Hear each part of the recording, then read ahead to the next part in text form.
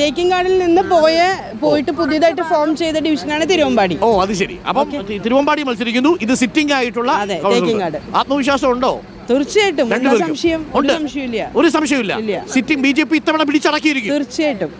തീർച്ചയായിട്ടും. അത് തൃശ്ശൂർ നഗരത്തിന്റെ ഒരു പ്രത്യേകത എന്താണെന്ന് വെച്ച് കഴിഞ്ഞാൽ തൃശ്ശൂർ നഗരത്തിലെ ജനങ്ങൾ എപ്പോഴും BJPക്ക് ഫേവർ ആയിട്ടുള്ള ആൾക്കാരാണ്.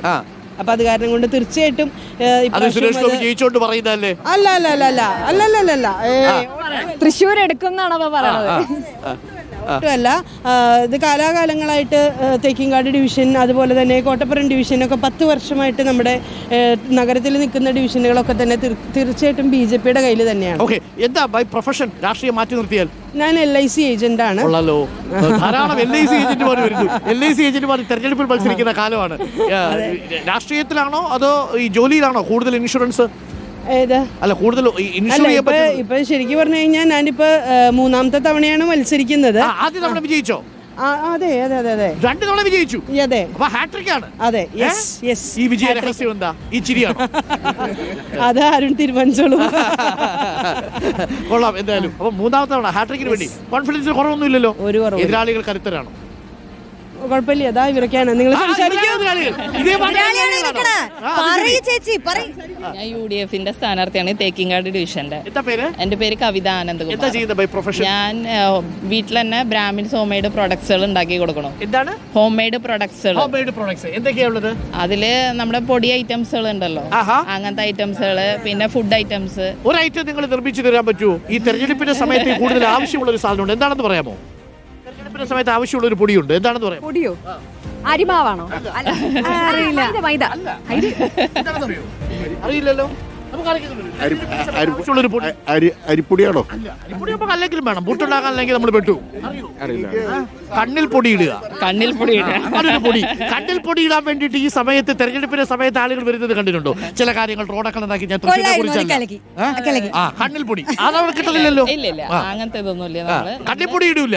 യഥാർത്ഥത്തിലുള്ള പൊടിയേറ്റ യഥാർത്ഥമായിട്ട് തന്നെ നമ്മള് ആത്മാർത്ഥമായിട്ട് തന്നെയാണ് നമ്മൾ പരിശ്രമിച്ചുകൊണ്ടിരിക്കുന്നത്. ആദ്യമായിട്ടാണോ തെരഞ്ഞെടുപ്പ് രംഗത്ത് കാലെടുത്ത് വെക്കുന്നത്? ഈ പൊടി നിർമ്മിക്കുന്നത് പോലെ അത്ര എളുപ്പമായിരിക്കും?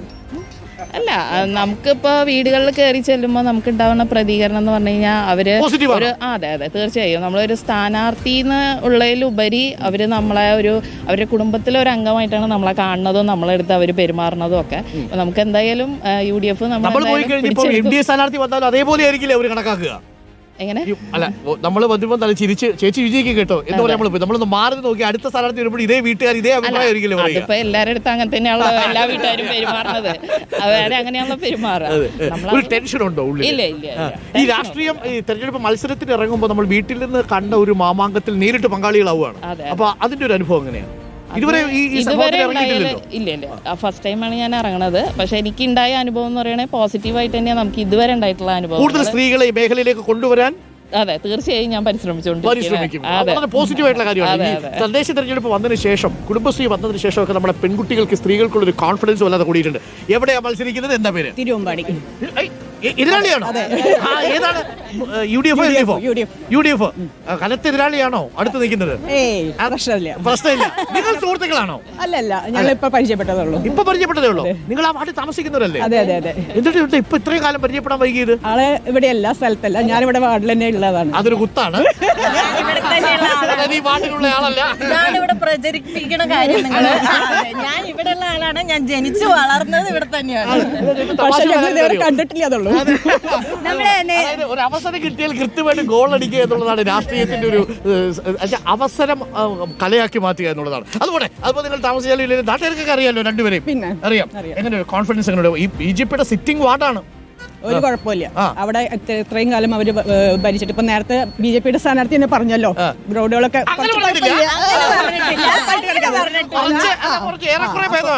അപ്പൊ അങ്ങനത്തെ കുറച്ച് പ്രശ്നങ്ങളും കംപ്ലൈന്റുകളൊക്കെ പരാതിയില്ല. ഞാൻ പോയ വീട്ടിലൊക്കെ എല്ലാവർക്കും പോസിറ്റീവാണ്. ഇനിയും BJP വരണം, തുടർന്ന് വരണം എന്നാണ് എല്ലാരും പറയുന്നത്. കഷ്ടപ്പെട്ടിട്ട് ഇരിക്കുകയാണ്, തിരിച്ചു വരണം തന്നെ ഞങ്ങളോട് പറയുന്നത്. അങ്ങനെ കുറച്ചുപേരെ കാണിച്ചു തന്നാൽ ഞാൻ പറയാം. ആത്മവിശ്വാസമുണ്ട് തീർച്ചയായും. പ്രൊഫഷൻ എന്താ? അഡ്വക്കേറ്റ് ആണ്. അപ്പം നോക്കൂ, അഡ്വക്കേറ്റുമാരുണ്ട്, സോഫ്റ്റ്വെയർ എഞ്ചിനീയർമാരുണ്ട്, ബുക്ക് വിൽപ്പന നടത്തുന്നവരുണ്ട്, അല്ലേ? ഒരുപാട് മനുഷ്യരുണ്ട്. ഞാനിനി പരിചയപ്പെടുത്താതെ പോയ മുഖങ്ങളുണ്ട് ഇതിനകത്ത്. സ്ഥാനാർത്ഥികൾ ആരെങ്കിലും? നമസ്കാരം. ഇതെന്താണ് ടിക്കറ്റ്? നമസ്കാരം ചേട്ടാ. ഒരു ചെറിയ റിക്വസ്റ്റ് ഉണ്ട്. എന്താണ് പറഞ്ഞോട്ടെ? എന്റെ സ്ഥലം ഇവിടെ കൊല്ലമാണ്. ഞാനിവിടെ വന്നിട്ട് 5 വർഷത്തോളം ലോട്ടറി മേഖലയാണ് ജീവിതം. പക്ഷെ ഒരു പ്രയാസം എന്ന് പറഞ്ഞു കഴിഞ്ഞാൽ ഞങ്ങൾക്ക് ഇപ്പോഴേ ഈ ഈസി ഇനത്തിൽ പൈസ ഒരുപാട് കുറച്ചു. നമ്മളിത് ലോട്ടറി ധനകാര്യ വകുപ്പ് മന്ത്രി എടുത്ത് അന്ന് നമ്മൾ ഈ ക്യാമ്പയിന്റെ ഭാഗമായിട്ട് പറഞ്ഞിരുന്നതാണ്. നടന്ന കച്ചവടം ചെയ്യുന്നവർക്ക് ശരിക്കും ഒരു ഇരിട്ടടിയാ കിട്ടി. അന്ന് ആ സമയത്ത് പക്ഷെ മന്ത്രി പറഞ്ഞത് കാര്യമായി നിങ്ങളുടെ കമ്മീഷന് കുറവ് വരത്തില്ലെന്ന്. മന്ത്രിക്ക് അത് പറയാം. എത്ര കുറവ് വന്നിട്ടുണ്ട്? ഞങ്ങൾക്ക് ഇപ്പം പറഞ്ഞാൽ 600 രൂപ കിട്ടിക്കൊണ്ടിരുന്ന ഒറ്റയടിക്ക് 150 രൂപ കുറച്ചു. കേട്ടോ, 150 രൂപ കുറഞ്ഞു എന്നുള്ളതാണ്. ഇത് ധനകാര്യ മന്ത്രിയുടെ ശ്രദ്ധയിലേക്ക് നമ്മൾ പെടുത്തുന്നു. ശരിക്കും 150 രൂപ കുറഞ്ഞോ? 600 രൂപ ഇല്ലെന്നുള്ളത് 180 രൂപ കുറച്ചിട്ടുണ്ട് എന്നുള്ളതാണ്. ഓക്കെ, അപ്പൊ എന്തായാലും ഇത് നമുക്ക് ധനകാര്യ മന്ത്രിയുടെ ശ്രദ്ധയിൽപ്പെടുത്താം. അതിന് മുമ്പ് ഒരു വാർത്ത കൂടി വരുന്നുണ്ട്. ആണോ? കൊട്ടാരക്കര ഒരു കാര്യം പറയാണ്ട്, അതായത് ഈ ന്യൂസ് വായിക്കുമ്പോ അതിന്റെ സൈഡില് മ്യൂസിക് ഇടുന്നുണ്ട്. അത് ഞങ്ങൾക്ക് കേൾക്കുമ്പോൾ ബുദ്ധിമുട്ടുണ്ട്. അത് നമ്മുടെ ഓഡിയോയുടെ ശ്രദ്ധയിലേക്ക് നമ്മൾ പെടുത്തുന്നു. ഒരു പ്രേക്ഷകരുടെ അഭ്യർത്ഥന പ്രമാണിച്ച് അതിന്റെ ഓഡിയോ ലെവൽ അല്പം നിയന്ത്രിക്കണം എന്നാണ് ഒരു പ്രേക്ഷകൻ പറയുന്നത്. നിങ്ങൾ വായിക്കുമ്പോ തീരെ ശബ്ദമില്ല. വേറെ ആൾക്കാർ വായിക്കുമ്പോ അത് വലിയ ശബ്ദത്തിൽ വെച്ചിട്ട് നമുക്ക് വോളിയം BGMന്റെ വോളിയം കുറയ്ക്കണം എന്നൊരു അഭിപ്രായം വന്നിട്ടുണ്ട്. നമ്മുടെ ഓഡിയോയിലുള്ള എഞ്ചിനീയറുടെ പ്രത്യേക ശ്രദ്ധിക്കും.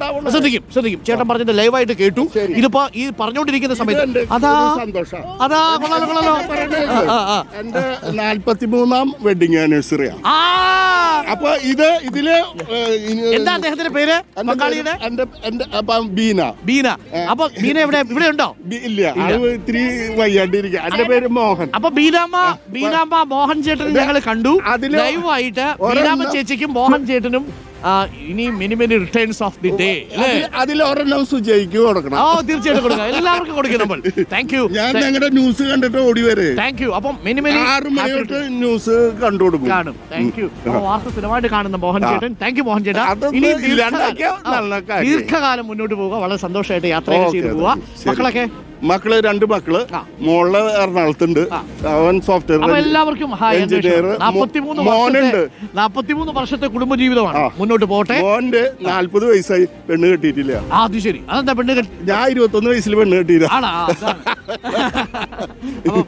ഗംഭീരമായി മുന്നോട്ട് പോട്ടെ. താങ്ക് യു മോഹൻ ചേട്ടാ. Thank you. അപ്പൊ ബീന ചേച്ചി എല്ലാവർക്കും കൊടുക്കാം. അപ്പം സ്ഥാനാർത്ഥികളും ജില്ലയിലെ പ്രധാനപ്പെട്ട നേതാക്കളും അവർക്കൊന്നും പറയാനുണ്ടാവില്ല. അവർക്കും പറയാനുണ്ട്. അവർ നമുക്കൊപ്പം ഉണ്ട്. ആദ്യം തന്നെ നമ്മുടെ മോഹൻ ചേട്ടൻ തന്ന സമ്മാനം